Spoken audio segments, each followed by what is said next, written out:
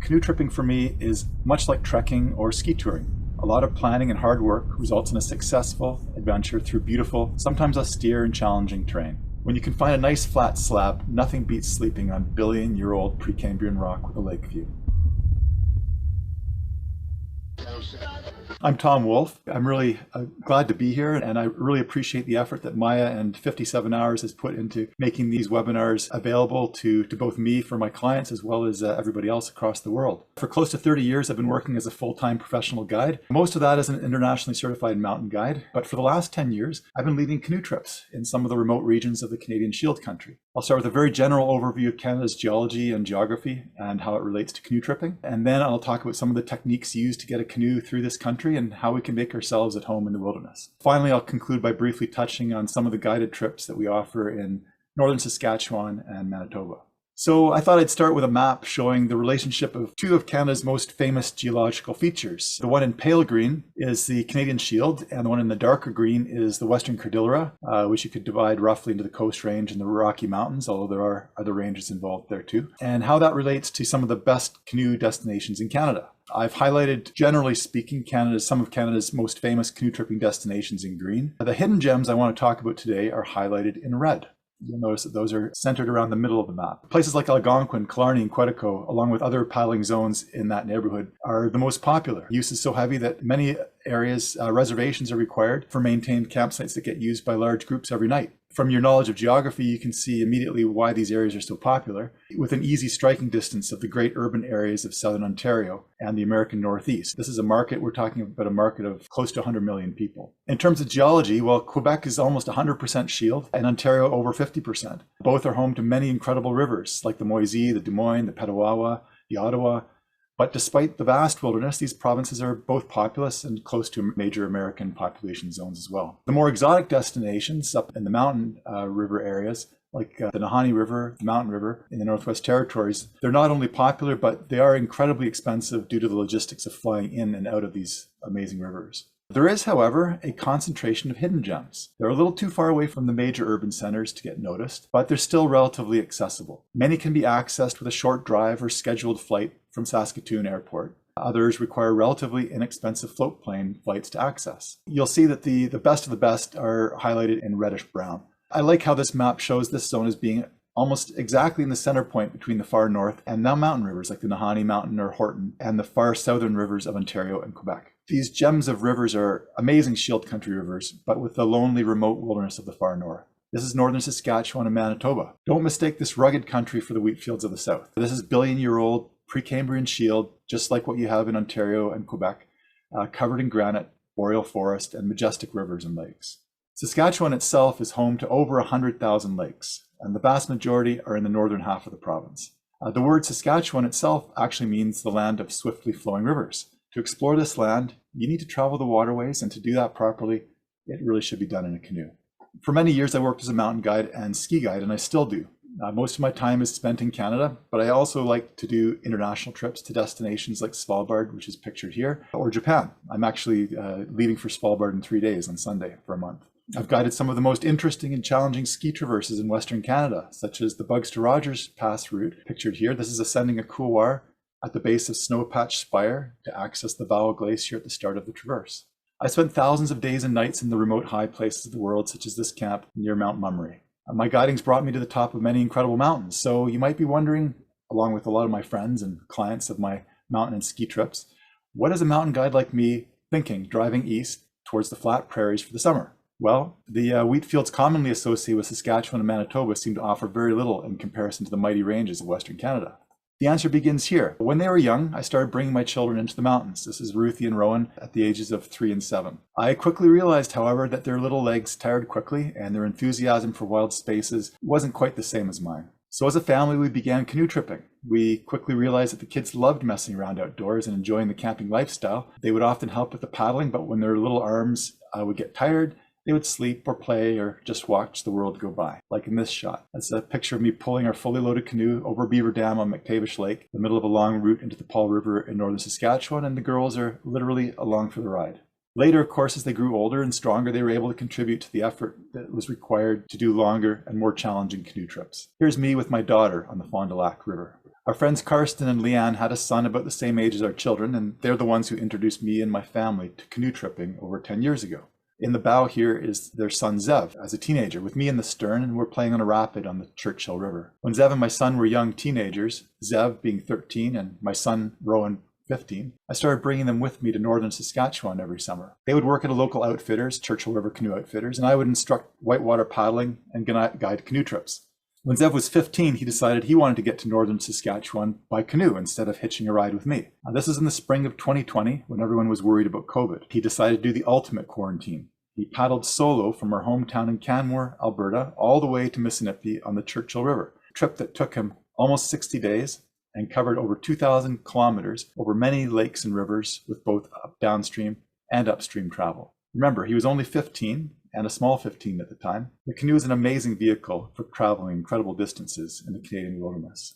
Well, now you know why I started paddling, because of the kids. But now that my kids are almost grown up and have goals of their own that are often quite different from my own, you might wonder why I still paddle and why the mountains don't have the same draw for me in the summer as they used to. Put simply though, canoe tripping for me is much like trekking or ski touring. A lot of planning and hard work results in a successful adventure through beautiful, sometimes austere and challenging terrain. The rewards, of course, are a strong body and mind, as well as memories of remote places that are only accessible to people who are willing to make a similar sacrifice of time and comfort. Well, I thought I would start off with Saskatchewan, home to 100,000 lakes. I'm sure many of you already realize that the Canadian Shield is the largest mass of exposed Precambrian granite rock on the face of the earth. Precambrian means old. It means the oldest of the old, in fact. Almost all of the province of Quebec and the territory of Nunavut are covered by this formation, as are most of northern Saskatchewan, Manitoba, and Ontario. The United States shares a little bit of this geology with Canada. Minnesota and Wisconsin are both mostly composed of granite Precambrian shield. A short scramble up from the water's edge gives a nice perspective of this beautiful pink exposed granite rising out of the Porcupine River in the far north of Saskatchewan. As the great glaciers over the past millennia receded, they left deep grooves and pockets in the granite surface.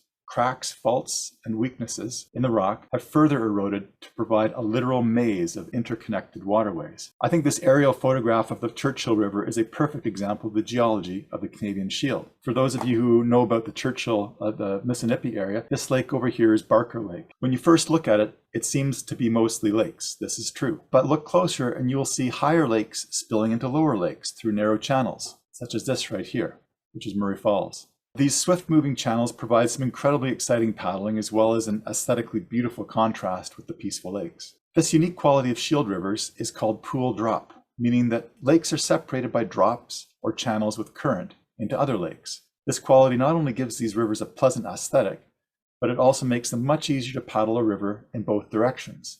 The drops happen suddenly and are typically short. They have relatively short portages to bump you up to the next lake. So in a pool drop river, portages are often used in both directions. For upstream travel, sometimes a longer portage will chop off several rapids by shortcutting across a neck of land. Other portages cut across heights of land to connect two bodies of water that don't connect, such as the 200-meter portage between the mighty Churchill River system, which is a 1,600-kilometer watershed, and the Saskatchewan River watershed, which is about 2,000 kilometers. You heard that right. The portage connecting these two watersheds that go in different directions is a mere 200 meters, and it's called the Frog Portage. Incidentally, in 2020, when Zev did the trip, he went upstream past the Frog Portage, and it was a flowing river at the time because the water levels were so high. So at that point, it happens very rarely the two watersheds were actually connected. The canoe was originally developed and built by First Nations who used birch, spruce, and cedar to make birch bark canoes that were sturdy and capable of carrying heavy loads while also being light and easy to maintain with available materials. When the Canadian North was first developed, it was actually the canoe that allowed for penetration into the wilderness and the exploitation of the natural resource that built Canada, the fur trade. The countless waterways that cover northern Canada are not just a perfect habitat for fur-bearing animals, most notably the beaver, but also coincidentally provide a perfect highway for transporting people, provisions, and materials. The erosion of the granite creates some incredible beaches. This is the magnificent and lonely Black Lake, home to dozens of sand beaches that rival the best beaches in Bermuda, but with water that you can literally drink straight from the lake. Evenings are when the winds calm down. If you need to make distance and you're worried about winds, the early morning and late evening are when you want to be on the water. Wind-free provides for almost effortless travel across a glassy lens, with the bonus of enjoying the soft, warm light of the low sun. Northern Saskatchewan provides an incredible variety of scenery and topography. This cleft in the granite is found on the Porcupine River. At other times, a flat horizon brings out the splendor of the clouds and the sun. Here, Saskatchewan lives up to its motto, living skies. Here, the Porcupine River is smooth and calm with a gentle current. It might look like a small lake, but it's not. One of the challenges of a northern camping trip is to find a perfect camping spot. All of northern Saskatchewan and Manitoba are pure wilderness, with very few parks or protected areas, but also very few visitors. There are no campgrounds, no campsite reservations, nobody around to compete with for the perfect place to pitch your tent. In fact, there are very few rivers that have more than 1 or 2 visits in an entire summer. If you travel here, you will almost certainly have these rivers to yourselves. This is near the bottom of the Paull River, just above Tuck Falls in the evening after a long day's paddle. Precambrian granite results in some incredible cliff faces. This one rises out of the Porcupine River. The granite cliffs make for great cliff jumping. Of course, these lakes with warm, clean water are perfect for swimming. We'll often jump in from our canoes in the middle of the lake on a hot day to cool off. Last summer, I swam every day from June 1st to October 1st. Pelicans abound in northern Saskatchewan as they do in many other parts of the world, especially on the larger lakes and rapids of the Churchill River where the fishing is good. Apart from birds and fish, the wildlife you see on these rivers include otter, mink, beaver, moose, the occasional black bear. Caribou and wolf sign is common, especially farther north, but less common are the sightings themselves. Of course, northern Saskatchewan is famous for its fishing. This is a tiny walleye, or pickerel, one of the best eating fishes anywhere. Here's a whitefish, caught on the Fond du Lac. While walleye are the most popular fish for eating, because of the excellent taste and easy cleaning, nothing beats the northern pike for exciting fishing and sheer size. This monster was caught out of a fishing hole known as Alligator Bay on the Hawkrock River. He's over 1 meter long. Well, the lakes are beautiful and offer solitude and open vistas, but for excitement, nothing matches the moving water connecting the lakes. Lakes turn into narrow channels with a current that nudges you gently along your route.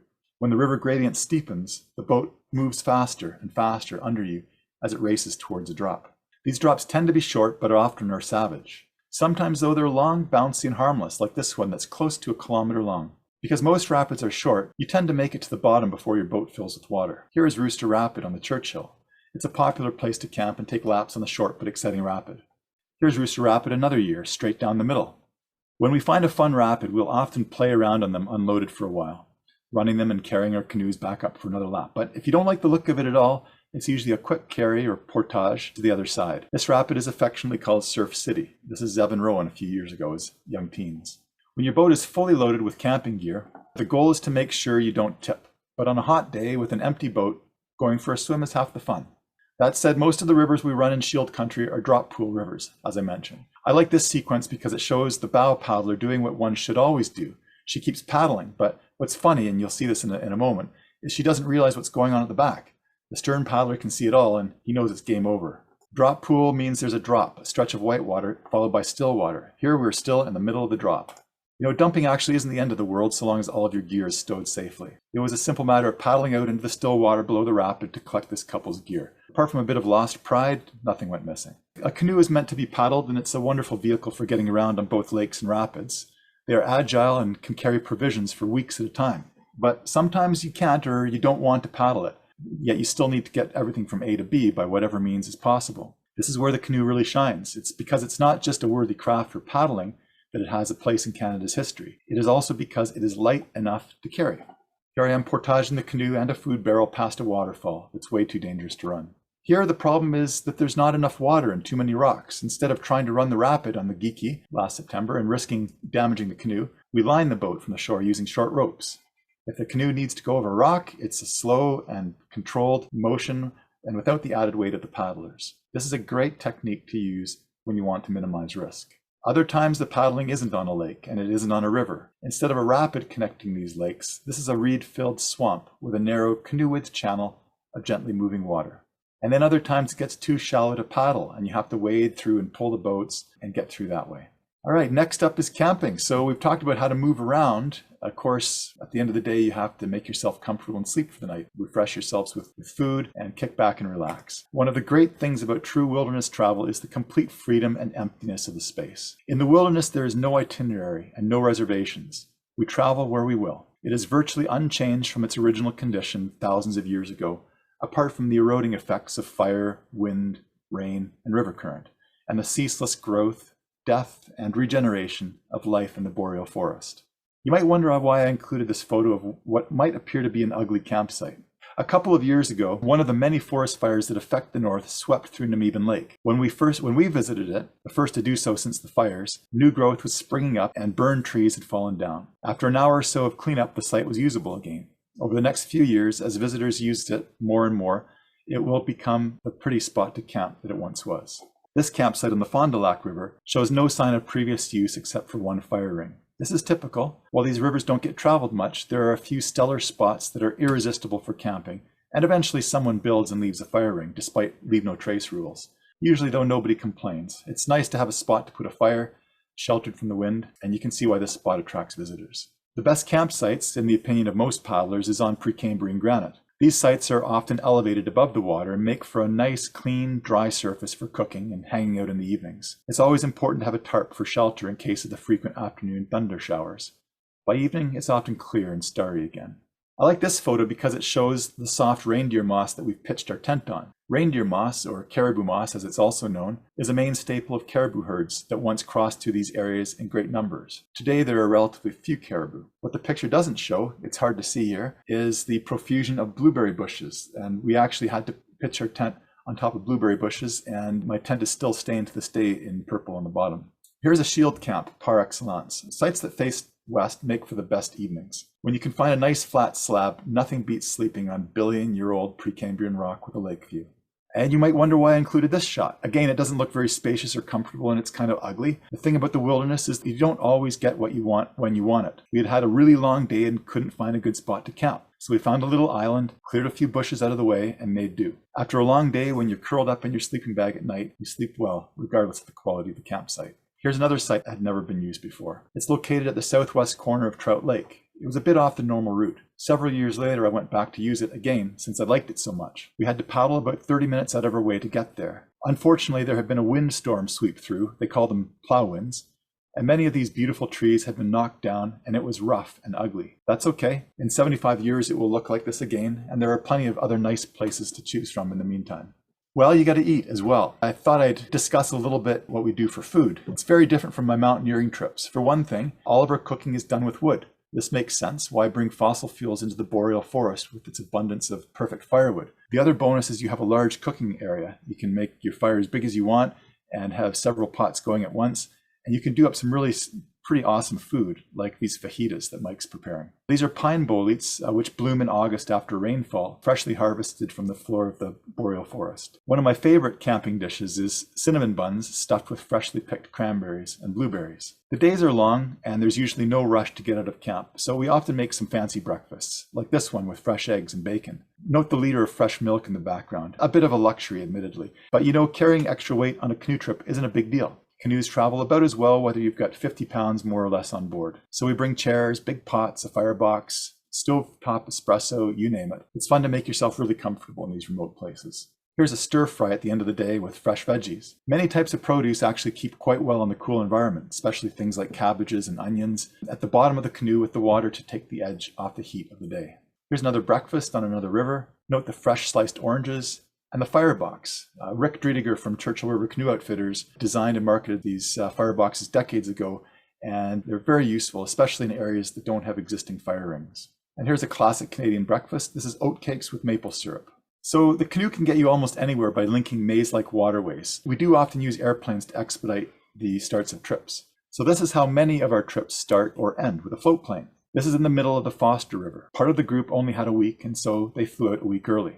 Here I'm loading up a turbo otter with 2 nested canoes. They nest by removing the seats and thwarts of a larger canoe and dropping a smaller canoe into it. The pilot then straps the boats onto the floats carefully using strong ropes and knots.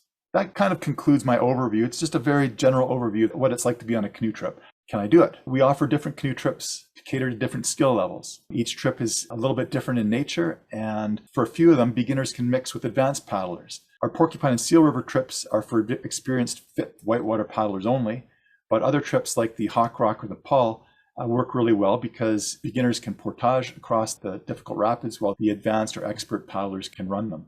In general, of course, the fitter you are, the better your experience will be. You'll be able to have a lot more fun and be less prone to injury. In terms of the length of the day, you can expect that the days will be up to 6 hours long. We try to cover between 15 and 25 kilometers on average per day. and there will be a mix of whitewater, lake, and portaging in any given day. It is true that you must be strong enough to pull not only your own weight, but you have to have extra energy at the end of the day for the group. So be prepared to help with camp chores, with carrying group gear, collecting firewood, and so forth. So how to prepare? Well, if you've never done any paddling before, or if you're trying to do a river that's more advanced than what you're used to, it's a good suggestion to take a course, either close to home where you live, or sign up for one of our pre-trip clinics. You do need to be in good physical condition. You need to be capable of carrying loads of up to 35 kilograms or 80 pounds for short distances. It's up to 400 meters or 400 yards at a time on rough terrain. Technical skills. The question is, what is the minimum requirement to join each of these trips? I thought I'd just start by a description of what each of these levels is. So a beginner, that's somebody who, well, you've never paddled before, or maybe you want to do a whitewater trip and you've never paddled whitewater before. An intermediate paddler, that's if you've taken at least one whitewater course, and if you're comfortable on class 2 whitewater with a loaded tripping canoe, this would be an appropriate level for you. And for our advanced courses, or for our advanced trips like the Seal or the Porcupine, it's important that you've taken a minimum of 2 whitewater courses and you're comfortable with paddling class 2+ in big water with a loaded tripping canoe, and that you have experience paddling technical class 3. You don't need any specialized equipment or clothing for a canoe trip, just whatever you would typically have for any sort of outdoor pursuit. Here's a list we also provided on the 57 Hours website. We do provide all the specialized equipment, such as life jackets, paddles, canoes, and group gear for camping. All you need to do is provide your own stuff, decently warm sleeping bag that's good to -5. You might want to bring along some fishing rod and tackle, but apart from that, nothing special is required. There's 3 main destinations that we have. One is the Paull River, one is the Hawkrock and Porcupine River, which are located very close to each other, and the other is Seal River. These are the 4 trips I'd like to talk about. So with the Paull River, the easiest way to get there is to fly to Saskatoon in Saskatchewan, and from there you either take a connecting flight to La Ronge, or you rent a car and you drive to La Ronge or to the trip start point. For the Hawkrock or Porcupine River, you can drive to Points North, which is the staging for these trips, but it's a really long drive. So what I recommend is that you fly to Saskatoon, and then from Saskatoon, take a connecting flight to Points North, which is quite a distance north. It's a good 10-hour drive north of Saskatoon. If you really want to explore and see what northern Saskatchewan is like, then renting a car is certainly an option. There's an all-weather road, gravel road that's usually in pretty good condition from just north of La Ronge all the way to Points, but it is pretty long and grueling. Then the last one is the Seal River. Seal River is unique from the other 3 trips that we offer in that it's in northern Manitoba. The starting point for the Seal River is that we use is Nahanni Lake, which is actually about the same distance from Thompson as it is from Points, but it's much, much easier to get to Thompson. So you fly to Thompson, and then from Thompson, you fly 350 kilometers due north to Nahanni Lake. The interesting thing about the Seal River is that at the end of the trip, you take a train back to Thompson, which is, for people from Ontario and Quebec, is par for course, but for Western Canada, it's pretty unusual. In terms of logistics and what's included with your trip fees, all travel arrangements are included from the trip start point in La Ronge, Points North, or Thompson. So your responsibility is to get to these points and back. So generally speaking, the trips that we're offering in northern Saskatchewan and Manitoba are approximately 7 to 12 or 14 days long. They have departures in June, July, and August, which is